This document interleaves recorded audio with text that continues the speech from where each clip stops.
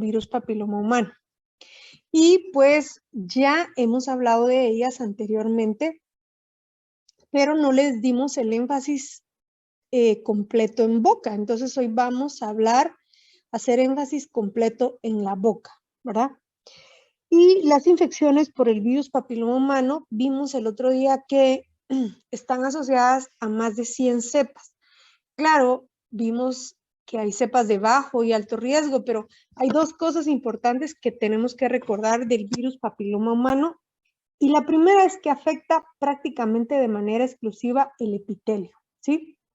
Estos no van a afectar otro tejido porque son epiteliotrópicos. Y la segunda es que los virus papiloma humano son una de las familias más grandes, hay más de 100 cepas. Algunas de ellas de muy bajo riesgo, muy poco contagiosas y otras incluso asociadas a desórdenes malignos, ¿verdad? Y hay que hacer énfasis en el virus papiloma humano como lo que es, porque hay virus papiloma canino que afecta a los perros, virus papiloma bovino, entre otros. Entonces hay que hacer énfasis sobre el virus papiloma humano. ¿Qué tenemos que recordar? Que aunque puede afectar cualquier epitelio, el epitelio escamoso estratificado es quizás su favorito, porque da la capacidad para proliferar abundantemente. Y anteriormente ya habíamos mencionado algo muy importante. Los virus son fragmentos de material genético, ¿verdad? Y como tal no tienen forma de sobrevivir si no es ingresando al ADN de la célula infectada. Y obviamente usan toda su estructura para reproducirse. Y en el caso de las células, los queratinocitos, en este caso, infectados por virus papiloma humano, tienen algunas características bien importantes.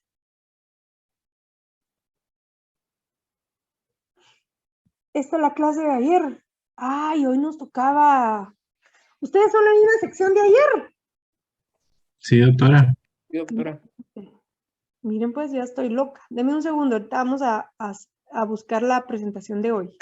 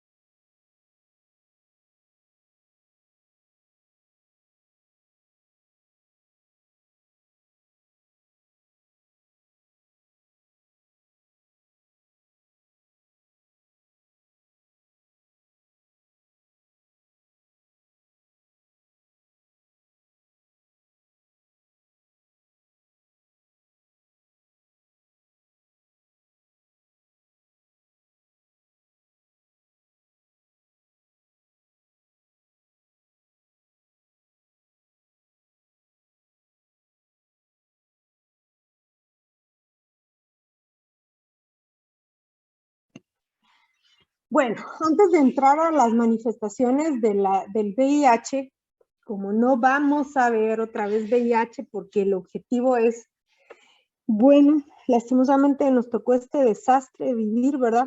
Vamos a reducir un poco cosas que ya las hemos visto, vamos a tratar de no volverlas a repetir, pero no por eso las vamos a dejar pasar por alto. Alguien me puede decir, acaban de tener su examen, por lo tanto yo esperaría que tuvieran fresca la información, ¿verdad?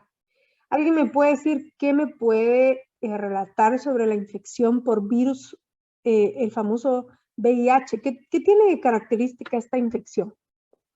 Si un paciente les preguntara a ustedes, doctora, ¿y eso de la infección por VIH qué es?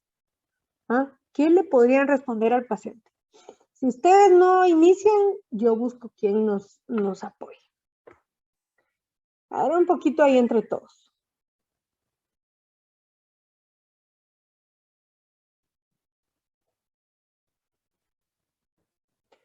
Silencio mortal. ¿Qué podemos decir sobre VIH?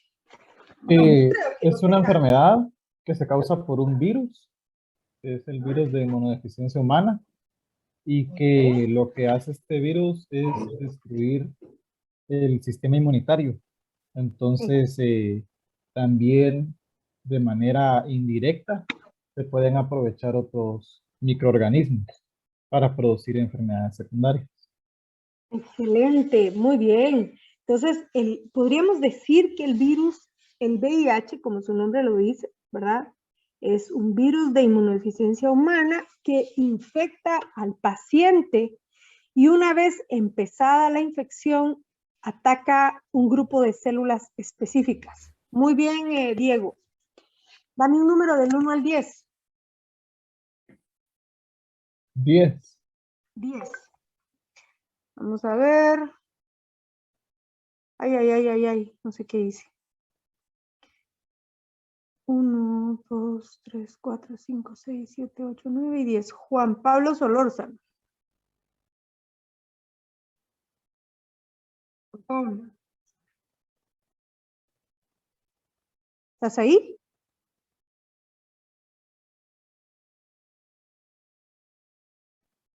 Este bandido se conectó y no está ahí. Juan Pablo. Sí, doctora. ¿Ahí estás? A ver, Sí, esto es que estaba haciendo. hay varios grupos de células afectadas por el virus VIH.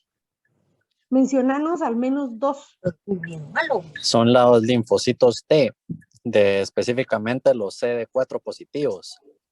Y también no estoy seguro si los macrófagos que también tengan que sean CD4 positivos. Bien. ¿Y qué otros? ¿Alguien recuerda otras células infectadas? Hematopoyéticas. Son células generalmente como las células de Langerhans que están en el epitelio. Generalmente son esos 3 grupos o que están en tejido linfoide en los ganglios linfáticos. Pero principalmente linfocitos CD4, macrófagos y células de Langerhans, ¿verdad? Son los 3 grupos más importantes. Muy bien, Juan Pablo, dame un último número. 7. Muy bien. 1, 2, 3, 4, 5, 6 y 7. Diana Beltranena. Buenos días, doctora. Buenos días, Diana. Así resumido, ¿qué nos puedes decir en cuanto a la patogenia de la infección? Es decir, el paciente, ¿cómo se puede infectar y cómo se lleva a cabo el proceso infeccioso? Así en resumido, no necesito gran profundidad, pero que lo tengas claro.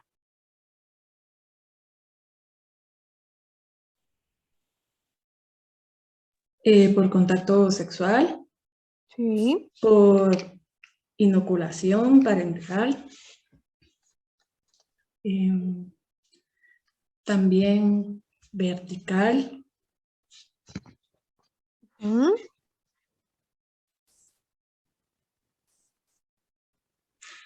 Por saliva creo que era mínimo. Saliva, incluso percutáneo, por agujas infectadas que nos pinchemos. ¿Te acordás la probabilidad de infección? La verdad es que no. Pero un aproximado, aunque no recordes el dato exacto. 0.3%. Sí, es muy bajo, eso no llega ni a 1, ¿verdad? Entonces, principales fuentes de contagio, obviamente contacto sexual, ¿verdad? Contacto de forma parenteral, ya sea por transfusiones, por agujas contaminadas, pero estoy hablando de agujas contaminadas, por ejemplo, drogas intravenosas o inyectarle a alguien con la misma aguja que ha usado de otra persona, porque ahí queda mayor cantidad de sangre dentro de la jeringa y la aguja. A través de contacto vertical, contacto con lesiones activas si el paciente tuviera áreas de la mucosa que están rotas, ¿verdad? O perforadas o ulceradas. Son las principales formas de contagio, ¿verdad? Muy bien. ¿Cómo se lleva a cabo, Diana, el proceso infeccioso? Una vez el paciente infectado, ¿cómo es su infección inicial? ¿Cómo es el proceso infeccioso?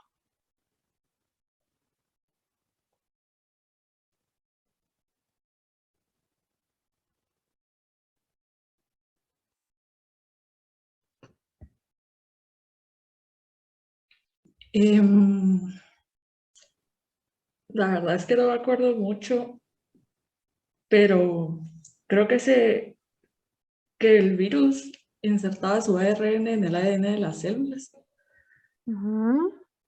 por medio de una enzima. Hay 3 enzimas importantes, pero ahorita no estamos viendo las enzimas.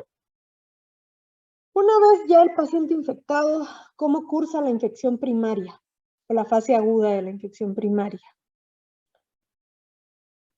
¿Qué ocurre una vez el paciente infectado? ¿Alguien puede ayudar a Diana? Se va destruyendo su sistema inmune.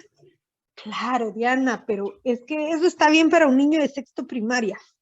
Para un estudiante de ontología de tercer año, creo que hay palabras un poquito más profundas. Jóvenes, ¿cómo puede ser la infección primaria por VIH? Porque no vamos a ver las lesiones si no tenemos claro cómo cursa la enfermedad. De inicio es asintomática. ¿Todos son asintomáticos? ¿O hay algunos que tienen una infección o fase que ya retroviral agudo? ¿Te acuerdas de eso? Hay sintomatología sistémica. Un buen porcentaje de los pacientes son totalmente asintomáticos. Un buen porcentaje, eso sí es cierto. Pero hay un pequeño porcentaje que cursa con este síndrome retroviral agudo.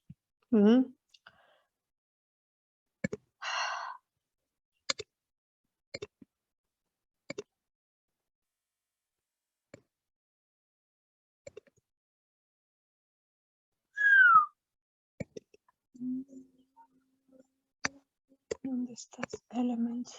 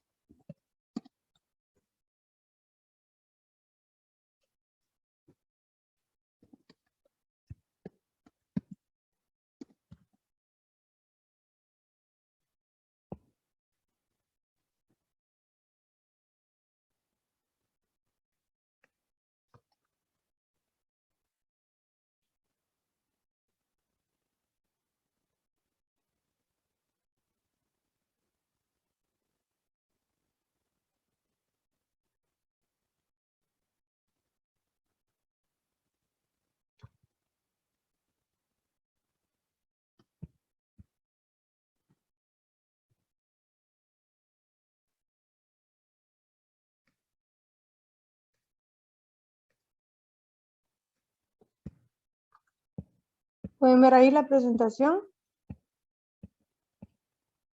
Sí, doctora. Sí, doctora. Vimos VIH la vez pasada, ¿verdad? Yo creo que todos recordamos que es un virus RNA, eso es importante. Hay muchos tipos. Ese es el motivo por el cual no hay una vacuna, porque han habido muchas mutaciones. Y el tipo 1 es el más, que más afecta y el más agresivo. Y hay mutaciones MNO y cada una de ellas tiene subtipos A, B, C, D, E. O sea, hay muchos tipos de VIH, ¿verdad? Formas de transmisión, ya vimos, ¿verdad? Sangre, semen, fluidos vaginales, saliva, lágrimas, sudor, orina, pero siempre tiene que haber una mucosa lesionada, ¿verdad? Para que, por ejemplo, sudor, orina o lágrimas o saliva sean formas de contagio. Las más comunes, contacto sexual, por agujas, instrumentos contaminados, ¿verdad? Por eso esterilizamos nuestros instrumentos, por transmisión vertical, ¿verdad? Y muy importante, pues ya vimos que, bueno, población en riesgo, lo vimos en su momento, esperaría que ustedes lo recuerden, yo he tenido la oportunidad de evaluar pacientes VIH y no todos van a ser homosexuales, pero sí reconozco que un buen porcentaje de los que yo he evaluado son homosexuales, ¿verdad? Entonces es una población que está muy en riesgo. Incluso es más alto el porcentaje que en las mujeres o trabajadoras del sexo, ¿verdad? ¿Qué otra cosa? Muy bien lo dijo Diana, la probabilidad de contagio es del 0.3%. Ahora, lo que me interesa es que tengan clara la patogenia. Si no la tenemos claro y si no lo recordamos porque estudiamos mediocremente, ¿verdad?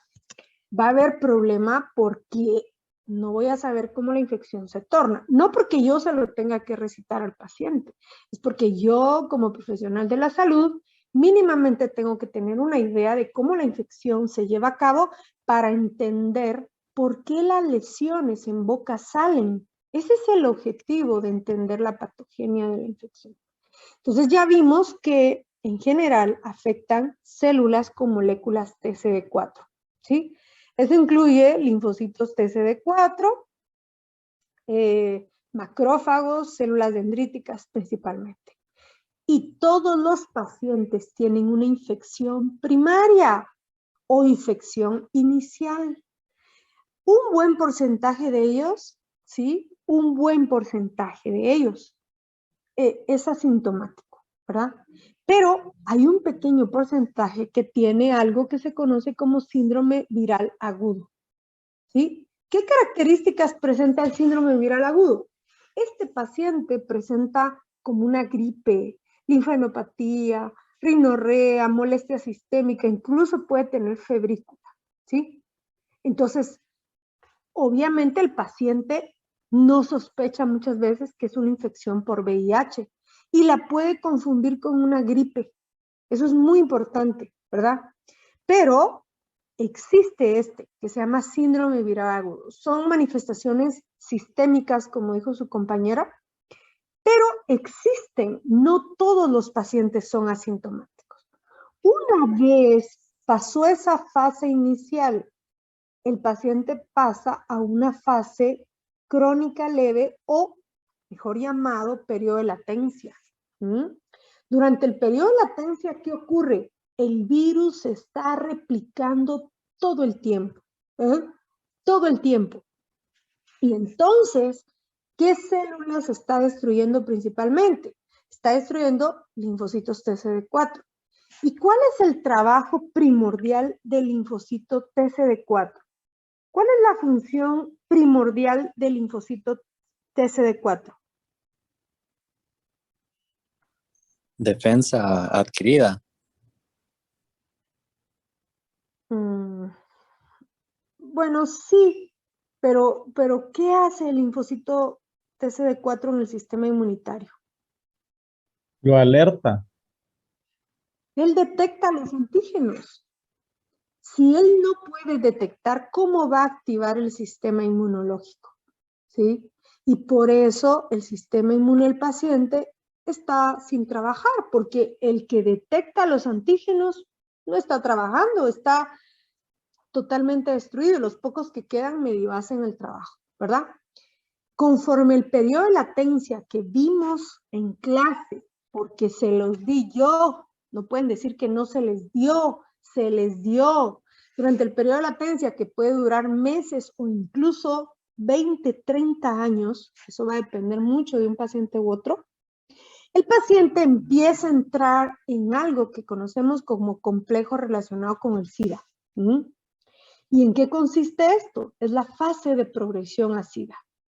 ¿Y por qué es importante que nosotros entendamos esta fase de progresión a SIDA? Porque estos pacientes, voy a ver si eso está aquí. No sé si eso esté aquí o no esté aquí, ya no me acuerdo. A veces hago las diapositivas, pero no las tengo a la mano. No. Durante la fase de progresión a SIDA, ¿qué ocurre como dato importante? Los linfocitos TCD4 empiezan a disminuir de un rango importante, ¿sí? Cuando el paciente tiene más de 500 linfocitos TCD4, su sistema inmune actúa más o menos bien, pero conforme empieza a bajar de 500 y va a 400, va a 300, empiezan entonces a aparecer estas lesiones. Por eso es que yo necesito no entrar de, a ver, lo VIH. No, si ustedes no saben la base, por eso estamos tan mal, porque no, ustedes pasaron por biología, histología y todas las guías, pero no se les quedó, no agarraron lo importante. Entonces ahorita están así, en el aire. Sus bases son de arena. Por eso es tan importante tener la base, porque si tenemos la base clara, nos es más fácil todo lo demás. Entonces, lo que yo quiero concluir es, el paciente infectado con VIH empieza a manifestar lesiones en 2 periodos, o en el complejo relacionado con el SIDA, que es cuando sus linfocitos TCD4 están cercanos a los 200, o cuando ya está en etapa de SIDA, que es cuando los linfocitos TCD4 están en 200 o por debajo de 200, ¿verdad? ¿Estamos claros aquí? ¿Era eso tan difícil de recordar, jóvenes? Yo pienso que no. Yo pienso que aquí no estamos hablando ni de bioquímica, ni de las enzimas, ni de cosas que creo que un odontólogo no debería de recordar, porque pues si ustedes fueran a ser químicos biólogos o farmacéuticos, tendrían que tener bien claras las enzimas, pero no. Ustedes son odontólogos y como odontólogos lo que tienen que tener claro es que un paciente puede tener manifestaciones de VIH, ¿sí?, en boca cuando entró en 2 etapas, o el complejo relacionado con el SIDA o en la fase de SIDA. Si tengo eso claro, entonces voy a entender por qué aparecen estas lesiones que algunos consideran fuertemente, medianamente y pobremente asociadas con VIH. Entonces vamos a ver las lesiones fuertemente asociadas con VIH. Y la número 1 siempre es candidiasis, ¿verdad? Pero hay otras 3. Y esas otras 3, pues son casi siempre una compañía. Puede ser, no siempre los pacientes presentan todas las lesiones. No presentan todas las lesiones. Yo he visto pacientes ya con SIDA que lo que tienen generalmente son 3 cosas, o candidiasis leucoplasia vellosa, o candidiasis leucoplasia vellosa y sarcoma kaposi. Son las 3 más comunes. Claro, uno se puede encontrar cada cosa distinta, porque una vez lo que ayudó al diagnóstico de VIH fue la presencia de un linfoma no-Hodgkin, ¿verdad? Entonces vamos a ver qué otras lesiones son menos asociadas a VIH. Estas otras lesiones pueden ser lesiones de origen bacteriano, ¿sí? Asociación a enfermedades de glándulas, estas no las vamos a ver muy profundamente, pigmentaciones melánicas, estomatitis necrotizante aguda, y las menos asociadas a VIH, miren, no están en la lista número 1, infecciones virales como herpes simple, varicela zoster, VPH. Estas no son lesiones fuertemente asociadas a VIH, ¿sí? Estas no es que veamos a un paciente con estas lesiones y pensemos en VIH. Las fuertemente asociadas, sí. Entonces, vamos a centrarnos en las lesiones fuertemente asociadas. Entonces, ya vimos la número 1, que es candidiasis. ¿Quién me puede hablar un poquito sobre candidiasis?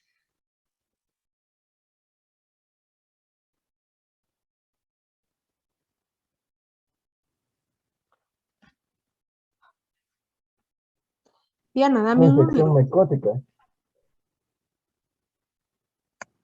¿Quién habló? Fui yo. Muy bien, Luis. A ver, pues Luis, ¿qué nos puedes decir de candidiasis? ¿Es una infección micótica?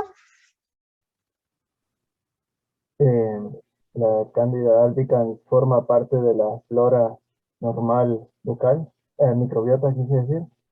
Ajá.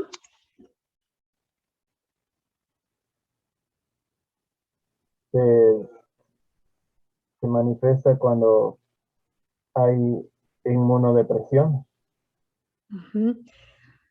Ahora, ¿La candidiasis se manifiesta únicamente cuando hay inmunosupresión, Luis? O, por ejemplo, hay otras condiciones en donde hay presencia de candidiasis.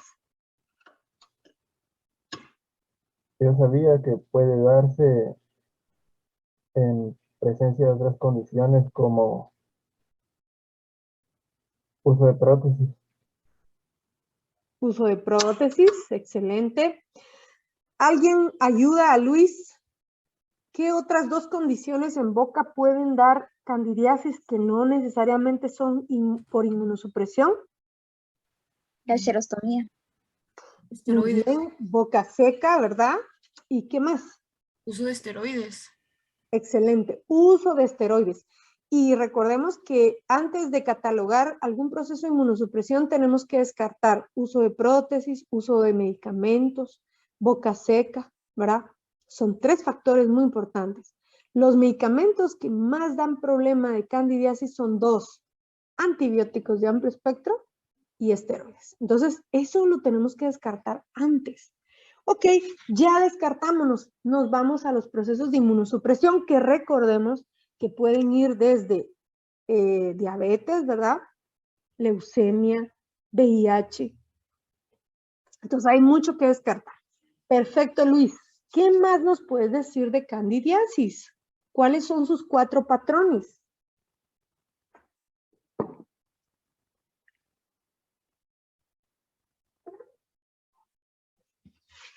Cuatro patrones de candidiasis. Eso no recuerdo, doctora. A ver, te voy a ayudar un poquito. ¿Qué estás viendo en la pantalla? ¿Cómo se llama ese tipo de candidiasis? Albicans. No, mi amor. Candida albicans es el tipo de cándida, de infección. Yo estoy hablando cómo ves clínicamente la candidiasis. Los 4 patrones en los que se ven son... ¿Alguien recuerda cómo se llama este tipo de candidiasis? Pseudomembranosa, ¿no? Pseudomembranosa, excelente. Tú misma, ¿cómo se llama este otro tipo de candidiasis? Yo diría eritematosa. Muy Sí, bien, está. Marlene. Eritematosa. Y el otro tipo, que se ve como una placa. ¿Cómo se llama este tipo?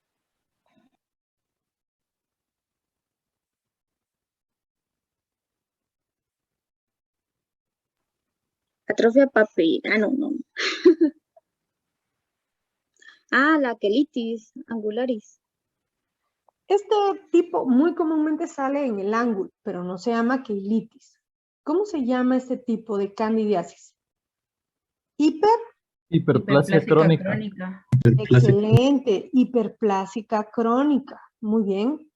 Y por último, pues sabemos que muchas de estas lesiones pueden estar asociadas con queilitis angular.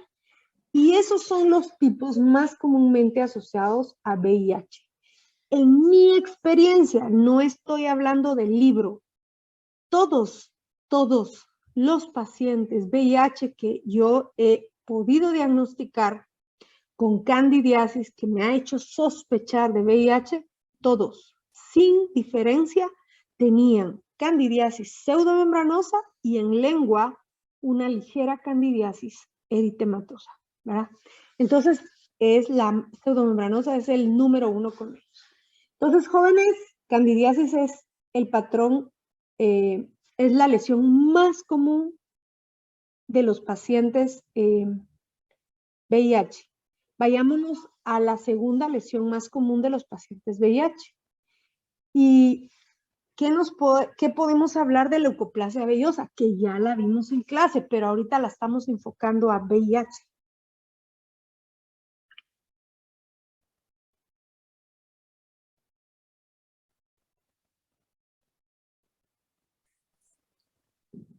Doctora, yo estaba leyendo que esta lesión aparece nada más, bueno, no es que nada más, pero es más frecuente que aparezca cuando los niveles de de linfocitos está por debajo de 200 milímetros cúbicos. Sí, esta es muy común del complejo asociado con el VIH y del VIH. De hecho, les es muy útil a los infectólogos para saber y controlar sin necesidad de exámenes sanguíneos si un tratamiento antirretroviral está siendo efectivo. Porque como tú decís, aparece solo cuando está muy cercano a 200 el nivel de linfocitos TCD4. Significa que sí tiene que haber una inmunosupresión para que esta lesión salga. ¿Ok? A ver, Juan Pablo, ya que nos hablaste, ¿cuáles son las características más importantes que debemos recordar de leucoplasia vellosa? Porque recordémonos que leucoplasia a secas es otra lesión. ¿Qué podemos hablar de leucoplasia vellosa? Ay. Bueno, una que aparece en epitelio, es más frecuente que aparezca en epitelio. La característica es que es una placa que no se va a desprender.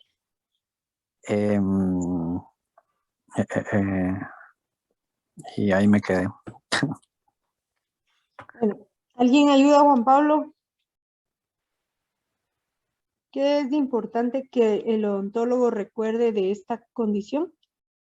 No sé si producido por el virus de Epstein-Barr. Excelente. ¿Qué más nos puedes decir? Que pues son como manchas blancas que generalmente salen en los bordes laterales de la lengua. Como dijo, no se pueden... Yo de veras, yo soy así discutiendo un caso. No me gusta ofender a nadie, pero a veces pareciera que yo quiero ofender, pero no es así. Y yo tengo que corregirte porque ese es mi trabajo. Estas no son manchas, es decir, no son máculas. ¿Qué estamos viendo aquí? Estas son lesiones elevadas. ¿A qué lesión básica corresponden? Placas. Placas. Muy bien. Son placas blancas asintomáticas que no se desprenden, que muy comúnmente salen en bordes laterales de lengua. No son exclusivas, pero ese es el sitio de predilección, ¿verdad? Y también que son bilaterales, doctora. ¿Perdón? También dice que son bilaterales. Exactamente, No bilaterales. Pero fíjate que me ha pasado una cosa. El sábado precisamente tuve un paciente con candidiasis y leucoplasia vellosa solo en un lado. Yo vi la lengua del otro, no tenía. Y fue muy triste, ¿verdad? Porque me toca decirle, mire, cuénteme, ¿ha tenido infecciones recurrentes? Y me contó que acababa de salir de un proceso infeccioso en el cachete. Se le infectó como un barro, pero enormemente. Y tuvo antibiótico y volvió a recurrir la infección. Y eso no es normal, ¿verdad? Y pobrecito, porque le tuve que decir, mire, vamos a tener que descartar dos cosas, leucemia y VIH. Fue terrible, o sea, se puso súper nervioso, sudó, yo pensé que iba a llorar. Pero a lo que quiero sacar esto es, hay veces que me ha tocado verla unilateralmente. O sea, sí, aunque lo común es que sea bilateral, de repente unilateralmente puede ser que nos confunda un poco, pero lo tenemos que tomar en cuenta. ¿Ok? Y lo más importante que dijiste, Marlene, es una infección por el virus Epstein-Barr, que si le hiciéramos una biopsia veríamos esas balloon cells o células en forma de balón infectadas por este virus, ¿verdad? Ahora, yo te pregunto, Marlene, ¿leucoplasia vellosa es exclusiva de pacientes VIH o la podemos ver en otro tipo de pacientes?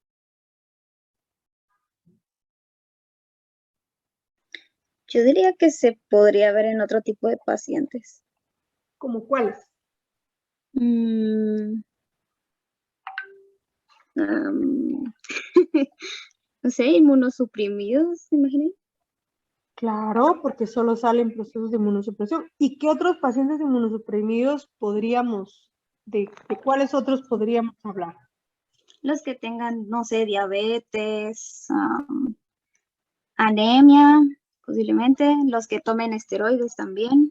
No, esta no es común de pacientes, ni diabéticos anémicos. De una vez sacátelo de la cabeza. De los que toman esteroides o algún otro grupo de inmunosupresores, sí. ¿Y de qué otro grupo podría ser?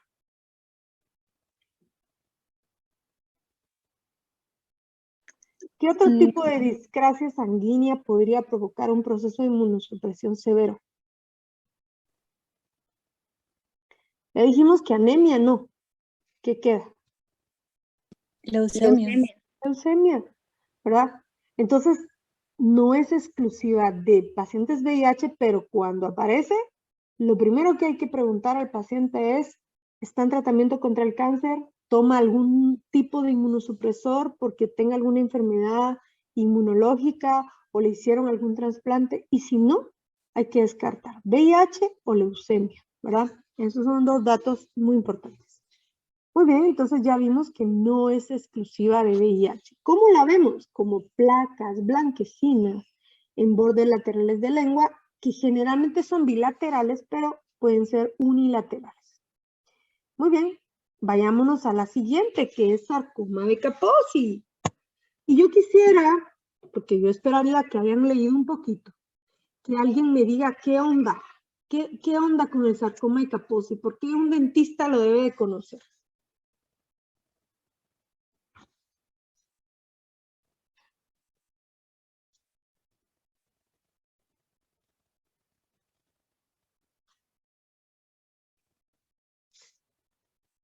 ¿Sí? Porque la lesión es más frecuente, las lesiones son más frecuentes que aparezcan en boca. Son lesiones en boca. ¿Y te acordás más o menos cómo se ven en boca, Juan Pablo? Son tumefacciones, son tumores de gran tamaño que aparecen más frecuentemente en paladar duro. Paladar duro es una zona muy común, pero también encía de herida. Encías, yo no entiendo bien por qué, pero paladar duro y encía de herida son dos áreas muy comunes para estas lesiones. Ok, ¿algo más? ¿Cuál es el factor etiológico? El virus herpes simple tipo 8.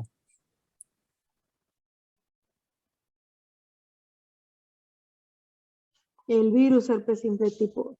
Muy bien. Súper importante, sarcoma de Kaposi en los años 80 fue llamado el tumor del gay. Y algo muy importante, estas lesiones aparecían en el cuerpo, boca, todas las áreas de pacientes homosexuales. Por esa razón se le llamó el tumor del gay. Y bueno, como dijo Juan Pablo, estas eran lesiones que tenían un tamaño desproporcional, que como ustedes pueden ver esta foto de los años 80, prácticamente deformaban tanto la cara como el resto del cuerpo del paciente. Miren el tamaño que pudieran llegar a tener. Eran grandes nódulos que podían crecer a masas enormes, ¿sí? Tanto en cara como en boca. Y obviamente en los años 80 estaba muy poco estudiado el VIH. Le llamaron el tumor del gay porque más del 95% de los pacientes eran homosexuales, ¿verdad?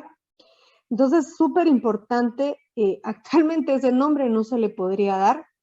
Y bueno, después de muchos estudios y estudiar el virus y estudiar el sarcoma de Kaposi, que fue el doctor Kaposi quien lo estudió a fondo, pues ellos se dieron cuenta que esta es una neoplasia, ¿sí?, de células endoteliales. Las células endoteliales, que obviamente yo espero que ustedes sepan que las células endoteliales forman vasos. Estas células endoteliales se infectan por el virus tipo 8, que obviamente es una infección oportunista, y pueden afectar creciendo de forma desproporcional tanto en tronco, brazos, cabeza, cuello, boca, ¿verdad? Hasta un 22% de las lesiones pueden aparecer en boca. Y un lugar común, como hablábamos, es paladar duro, encía y lengua. Obviamente, como esto es una tumoración, puede invadir hueso y crear movilidad. Y es muy importante que sepamos cómo se manifiesta, porque estas lesiones pueden aparecer como máculas, o sea, como manchas de color café o rojo púrpura. Conforme el endotelio va proliferando, se forman pápulas hasta formar nódulos que pueden doler, tener hemorragia, etc. Entonces, quiero enseñarles, cada día es menos común verlo, ¿verdad? Bueno, yo esperaría que ustedes son del grupo que se protege, ¿verdad? Ya es muy difícil, siendo uno una persona adulta, estoy hablando de 18 años para arriba, responsable, sabe que tiene que tener sexo con protección. Entonces, en algunos lugares, pues eso ha bajado mucho la incidencia de estas lesiones. ¿Y cómo las pueden observar? Pues las pueden observar inicialmente como máculas, ya sea de color café o púrpura. Miren, son como violáceas. Esta es la primera fase de la infección. En la segunda fase parece como si se hubiera extendido, parece como un moretón, como un hematoma dentro de la boca, pero empieza a verse ligeramente elevado y empieza a tomar el aspecto de una pápula. Y luego parece que muchas pápulas coalescieran hasta formar placas violáceas. Y si eso no se detiene, puede llegar a formar tumoraciones enormes, ¿verdad? Que como ustedes ya vieron, pueden invadir el hueso. Obviamente, esta es considerada una infección oportunista. Y al igual que la candidiasis, la leucoplasia vellosa, el sarcoma de Kaposi, como tal, no tiene un tratamiento. ¿Cuál es el tratamiento que ya hemos mencionado para estas lesiones? ¿Qué es lo que se tiene que hacer en vez de enfocarse en la lesión y darle un tratamiento a la lesión? ¿Qué es lo que tenemos que hacer?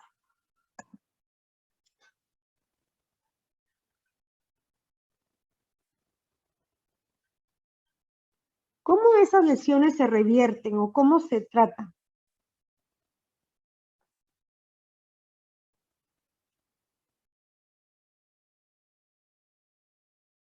No sería tratamiento sistémico, doctora. ¿Pero qué tipo de tratamiento sistémico? No es el HART. Ajá, ¿y qué es el HART?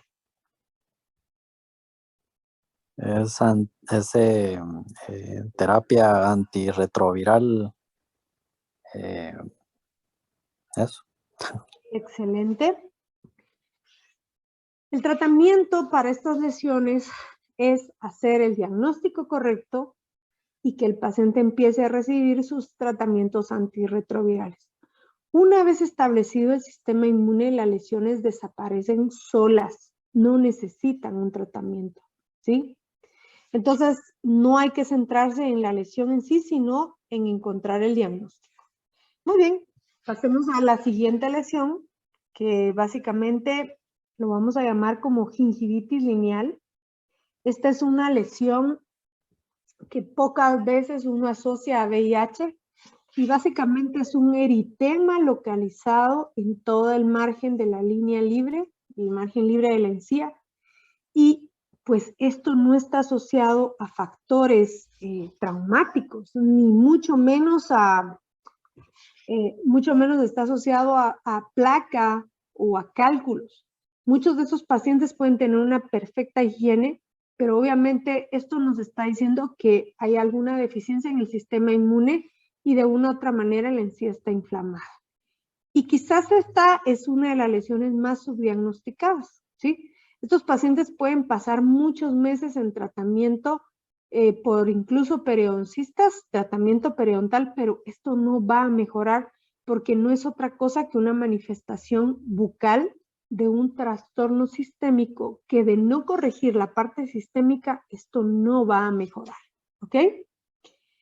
Y la otra condición periodontal es la gingivitis y la periodontitis úlcero-necrotizante aguda.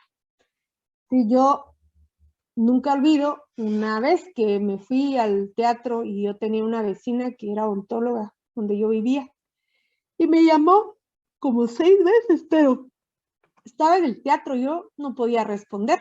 Cuando al fin salí, me dice, Liliana, es que te quiero mostrar una lesión que le encontré a mi paciente y estamos muy asustados. Me manda la foto, era algo similar a esto, ¿verdad? Y le digo yo, mira, eso me parece que es guna.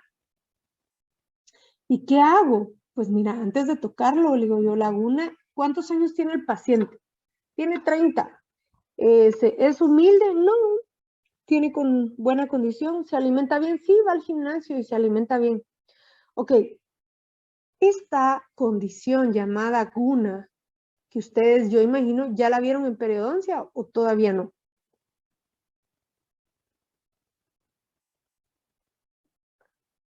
¿Ya vieron guna, gun y pun? Le llamaron, ahora le andan cambiando los nombres, ¿verdad? ¿Ya vieron gun y pun en periodoncia?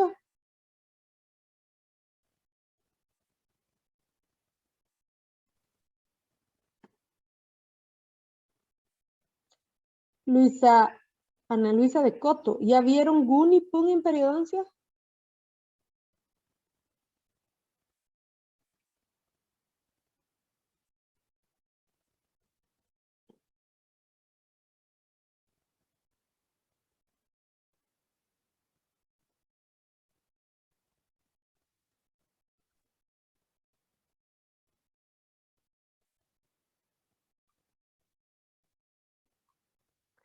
Yo no sé si mi señal falla o ustedes no me entienden, no me escuchan o yo no los escucho, pero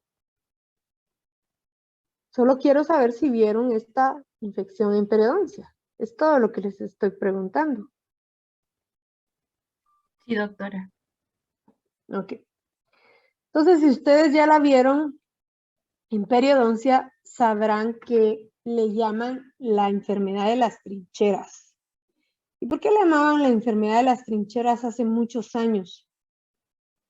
Porque estas infecciones, tanto guna como puna, que puna le llamamos cuando ya afecta el periodonto y empieza a destruir el hueso, eran muy comunes en los soldados de la Primera y Segunda Guerra Mundial que venían de regreso a sus casas.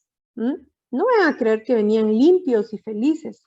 Primero venían traumatizados, mal alimentados, mal dormidos, desnutridos, con estrés. Entonces, estas infecciones solo dan en condiciones de mala higiene, desnutrición, hacinamiento, pobreza extrema, etc. Si usted se encuentra en una condición de estas en un paciente de un estrato económico medio alto, bien alimentado, que se cepilla, se limpia, hay que descartar inmunosupresión y muy comúnmente pensar VIH o leucemia, ¿verdad? Entonces, ¿cómo veo GUN? Ya lo vieron ustedes en periodoncia. Cuando es GUN o GUNA, nosotros lo conocimos como GUNA, ahora creo que es GUN, ¿verdad? Gingivitis ulceronecrotizante nada más. ¿Qué observamos? ¿Qué es lo clásico de esta infección? ¿Qué estoy viendo aquí? Estoy viendo que el paciente tiene las papilas inflamadas, pero ¿qué pasa en esta papila, entre los dos centrales? ¿Qué está ocurriendo ahí? ¿Cómo está esa papila? Necrotizada. Esa papila está necrótica. Está necrótica.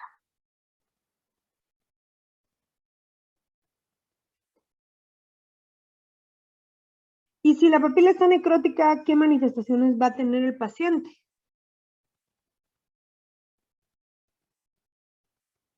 Movilidad de piezas.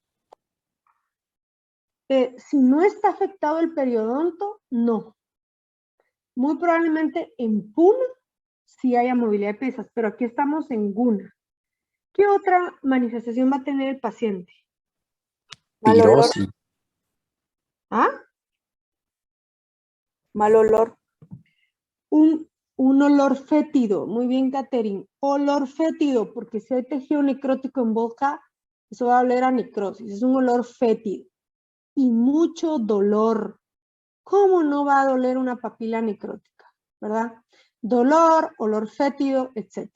Si la infección avanza a tejidos, miren esto, si la infección avanza a tejidos duros, obviamente le llamamos PUN. Y aquí, dependiendo de la magnitud del avance y la destrucción a hueso, puede haber movilidad de piezas y, como ven en este caso, puede haber supuración, obviamente puede haber pus, ¿verdad? Entonces, esto es un dato súper importante. Esas son, y luego, estos pacientes deben de ser tratados, los pacientes con GUN y PUN deben de ser tratados, no sé qué le pasó, denme un segundo, deben de ser tratados correctamente con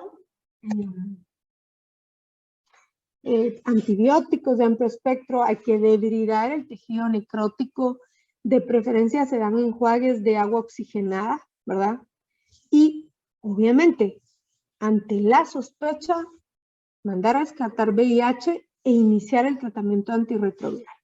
¿Cuál es la principal complicación de GUNA y PUNA? ¿Cómo se llama?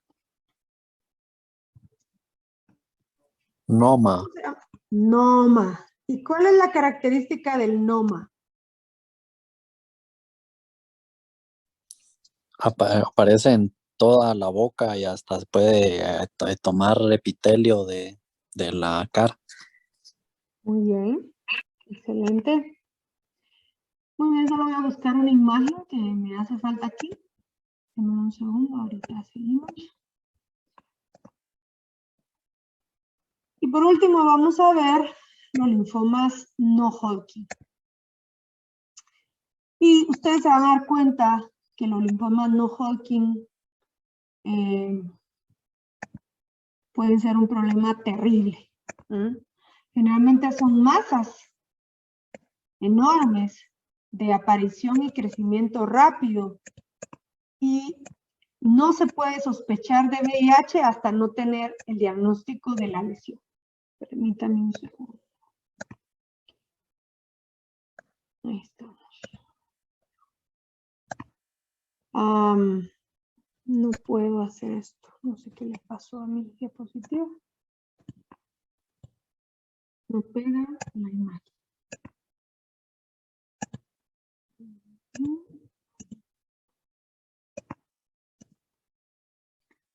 Es una imagen muy buena, pero no la quiero pegar.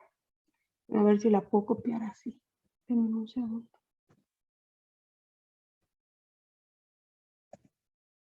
Ahí estamos.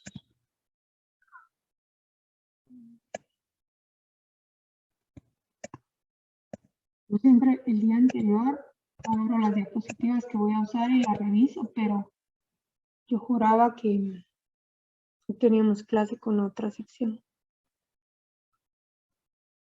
Ah, por eso es que no las está pegando. Interesante. Mi computadora se volvió loca.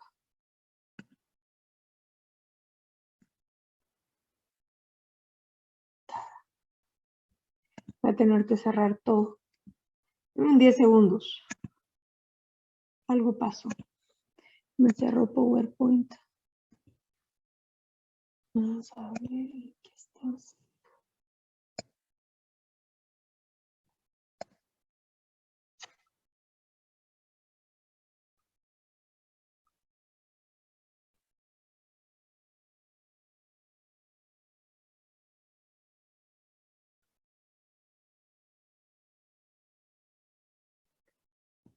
Aquí está. No sé por qué no tenía ninguna diapositiva de esas. No entiendo por qué. Muy bien, aunque sea una, les encontré. La vamos a pegar aquí. Y estamos. Muy bien, vamos a ver un ejemplo, nada más uno, de una linfoma de tipo no Hodgkin. ¿Alguien leyó un poquito de los linfomas no Hodgkin?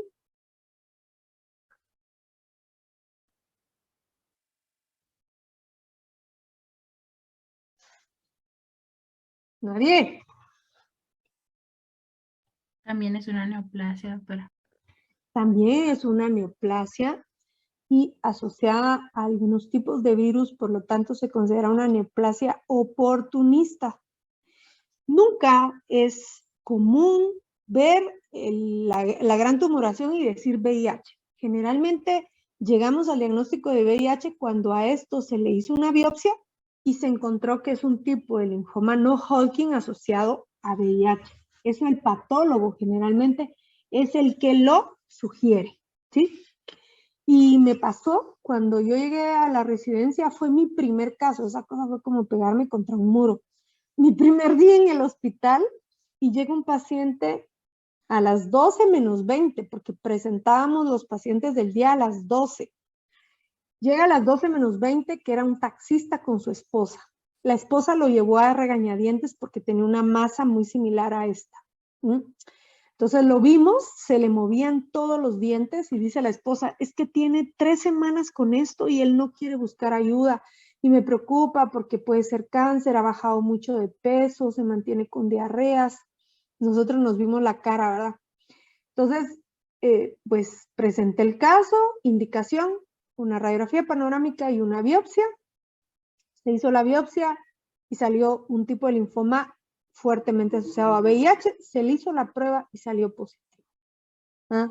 Entonces, muy importante, no son comunes, pero cuando un tipo de linfoma no Hodgkin que aparece en boca está asociado fuertemente a VIH, la prueba se hace y con la prueba en mano se empieza el tratamiento antirretroviral y posterior a ello, una vez establecido el sistema inmune, se le puede empezar al paciente su quimioterapia, porque de lo contrario se le mata con la quimio, ¿verdad?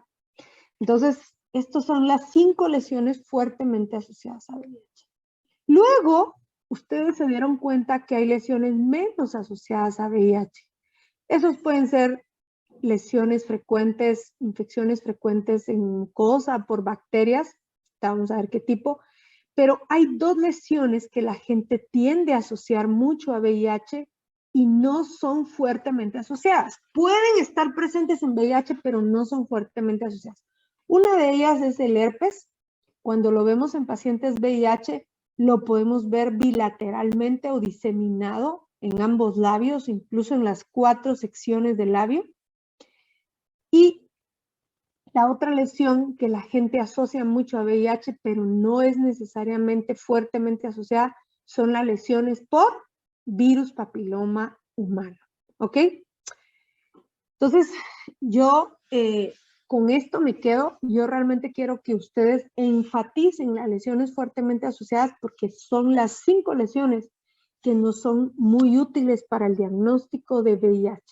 Las demás pueden o no estar presentes y cuando lean, yo les pediría que solo le pongan énfasis a 2, que son infecciones por herpes, tanto herpes simple como zóster, y virus papiloma humano, que ya las acabamos de ver.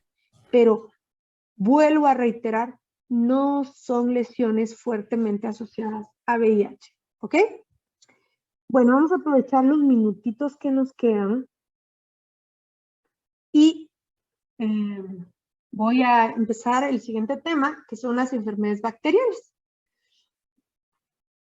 Y bueno, yo creo que cuando vimos tuberculosis, por ejemplo, ya más o menos yo les había hablado que muchas de las infecciones bacterianas van a producir, bueno, pueden producir desde un proceso inflamatorio agudo con incremento en la cantidad de los neutrófilos, que a eso le llamamos un absceso, hasta infecciones o inflamaciones de origen granulomatoso, en donde se forman granulomas que no son otra cosa que cúmulos de macrófagos rodeados de linfocitos y fibroblastos que encapsulan algo que el cuerpo no fue capaz de fagocitar.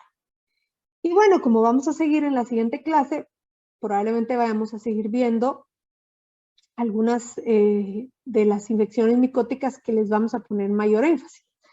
Solo para recordar un poquito, vamos a estar viendo, por ejemplo, bacterias gram positivas, que generalmente se tiñen de morado con la tinción de gram negativas, que las vamos a ver como rosaditas. Y pues recordando un poquito de lo que ustedes vieron en micro el año pasado, vamos a estar viendo algunas infecciones producidas por estreptococos o estafilococos, como es el caso del impétigo. Vamos a ver algunas infecciones producidas por micobacterias, como es el caso de la tuberculosis, que nos vamos a centrar principalmente en lesiones de boca y cabeza y cuello. Vamos a ver algunas infecciones que podemos ver muy frecuentemente en cabeza y cuello, como son actinomicosis, entre otras, ¿verdad? Estas infecciones generalmente todas se adquieren por vía exógena, ¿sí? Y muchas de ellas pueden tener diseminación endógena, como es el caso de la actinomicosis y la tuberculosis. Vamos a dejar la escarlatina para un video porque no es una infección tan común. Nos vamos a centrar en esta otra, que yo considero que sí es de manejo de un odontólogo. Yo no sé si en esta clase está Denis Ruano. ¿Estás aquí, Denis?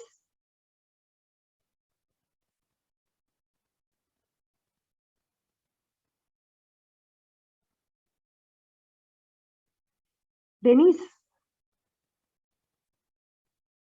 No, no está en esa clase. Bueno, a mí me gustaría que alguien me dijera si ve a este niño llega a su consultorio y le vemos estas lesioncitas en la mucosa de la cara cercana al bermellón, de verdad, con sinceridad, ¿qué es lo primero que pensaríamos?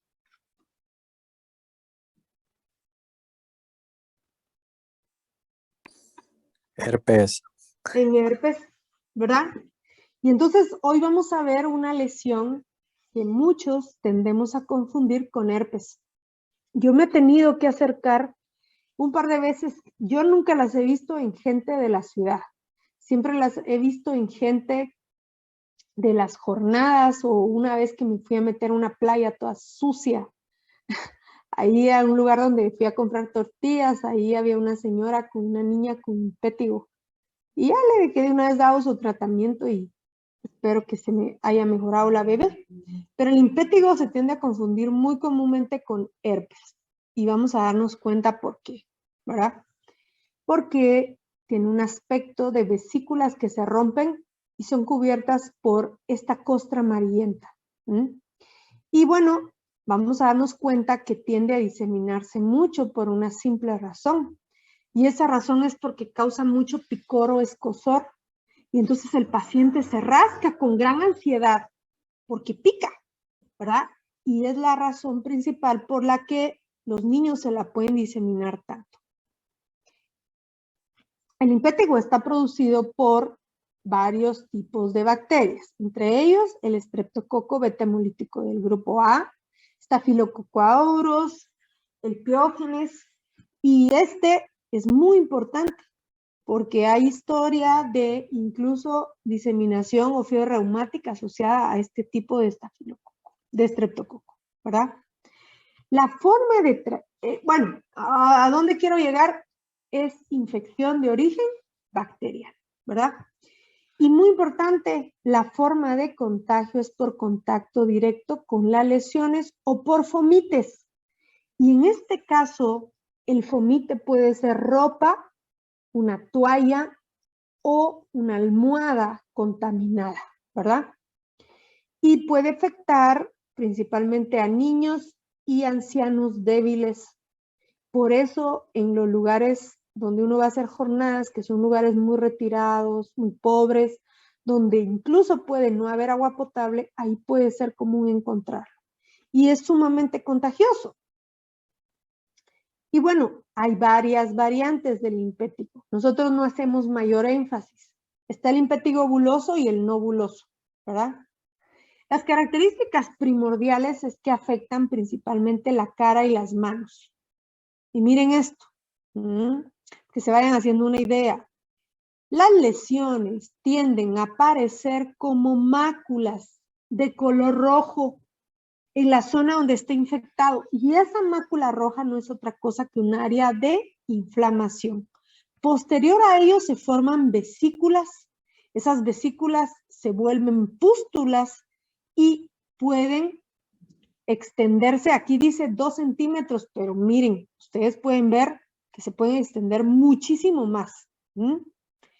Y algo muy importante, aquí no respeta la línea media como en el caso del herpes. Aquí se puede diseminar a todos lados, y eso es un dato muy importante. Y el otro, miren cómo las cubre esta membrana o costra de color amarillo, que ellos describen color miel o ámbar, ¿verdad? El dato más importante que yo quisiera que recordaran, aparte de lo que ya vimos, es que tiene prurito intenso. Y por eso, por rascarse y diseminárselo, es que forma estas lesiones satélites que la mayoría de gente asocia con el famoso herpes. Las lesiones pueden llegar a ser tan profundas, ¿sí?, que afecten tejidos más profundos. Cuando es así, se le conoce como ectima y pueden producir fiebre, linfadenopatía y sintomatología sistémica. Esto tiende a ser muy raro, pero en casos extremos esto puede ocurrir, ¿verdad? ¿Qué factores de riesgo hay para que un paciente tenga impétigo? Aparte de vivir en condiciones de extrema pobreza, mala higiene, hacinamiento y desnutrición, si un paciente no vive en esas condiciones y resulta con impétigo, hay que descartar algún proceso de inmunosupresión, VIH, diabetes tipo 2, principalmente no controlada, y diálisis, ¿verdad? Y bueno, ya vimos que estas lesiones pueden aparecer en áreas cercanas a la boca, por eso la importancia para el odontólogo. ¿Con qué las podemos diferenciar o confundir? Perdón, con herpes labial y cuando afecta los labios con quilitis exfoliativa. Pero generalmente es diagnóstico diferencial del herpes, ¿sí? Herpes labial recurrente. Muy bien. Cuando da sintomatología sistémica, es una sintomatología muy común a otras enfermedades. Aparte del prurito, hay fiebre, puede haber linfadenitis en la zona. El paciente puede llegar a presentar celulitis, es decir, el área se inflama totalmente. Hay anorexia y si se le hiciera al paciente un examen de sangre, los que estarían sumamente elevados serían leucocitos a base de los neutrófilos, ¿verdad? Hay un tipo de impétigo que se le conoce como buloso y yo no quiero que ustedes hagan mayor diferencia entre uno y otro, porque la gran diferencia con este es que se forman bulas, que las bulas no son otra cosa que vesículas de gran tamaño que al reventarse dejan este líquido ceroso y turbio y purulento y al final se ve igual con esas zonas, ¿sí?, pústulas cubiertas de esa membrana o costra amarillenta. ¿A dónde vamos? Y con eso terminamos la clase de hoy. Vamos a hablar del tratamiento y no se lo imaginan. El 90% de los pacientes sana y mejora únicamente con agua y un buen jabón antibacterial. Entonces el tratamiento número 1 es limpieza de las lesiones con agua limpia, ¿no?, y jabón. Y a mí me dio mucha tristeza una vez en una jornada, una bebé con impétigo y la mamá no tenía agua potable. El agua era de una cosa sucia. Hasta el agua era turbia, entonces le tuvimos que decir, mire señora, para bañar a la niña y limpiarla va a tener que hervir el agua, porque si le echa esta agua sucia sobre esas lesiones nunca va a mejorar. Y tal, así lo hizo. El agua hervida con un buen jabón antibacterial y generalmente mejoran en un buen porcentaje y la mayoría pues sí necesita una ayudadita con antibióticos, ya sea tópicos o sistémicos. La complicación más seria es cuando se ha infectado tan profundo que puede haber diseminación sistémica o una fiebre reumática por el estreptococo beta hemolítico del grupo A. Esto es muy raro que ocurra, pero puede haber. Entonces, entre sus dos complicaciones, una fiebre reumática y una glomerulonefritis por diseminación sistémica del estreptococo. Entonces, regresemos al tratamiento. Entre los antibióticos se puede emplear la famosa amoxicilina y ácido clavulánico, en tratamiento de 7 a 10 días. Se pueden emplear otros antibióticos como la cefalexina y bueno, nosotros no estamos familiarizados con los demás, pero también se puede usar eritromicina y clindamicina. Pero el número 1, y a mí me ha funcionado bien, amoxicilina con ácido clavulánico. ¿Ok? ¿Y cuándo es que se dan complicaciones? Cuando el paciente no recibe el tratamiento adecuado, ¿sí? Cuando no se llegó correctamente al diagnóstico y entonces sí, por mucho tiempo de tener las lesiones o por mal tratamiento, puede haber diseminación sistémica y quizás es más probable que haya una glomerulonefritis que una fiebre reumática, pero cualquiera de las dos es probable, ¿ok? Por la falta de tiempo no me gustaría empezar este tema y dejarlo a medias, entonces lo vamos a empezar la actinomicosis en la siguiente clase. Entonces vamos a ver actinomicosis y me parece que lesiones asociadas a tuberculosis, ¿sí? Actinomicosis, lesiones asociadas a tuberculosis, lesiones asociadas a sífilis y lesiones asociadas a sífilis y lesiones asociadas a gonorrea. Esas van a ser nuestras siguientes clases. Bueno, chicos, ¿cuándo tenemos clase con ustedes otra vez? El viernes. Solo quiero ver la hora porque tenía una sección donde había un problema. 13:30. Muy bien. Nos vemos el viernes, pues. Que les da bien su examen de diagnóstico. Gracias, doctora. Feliz día. Buen día.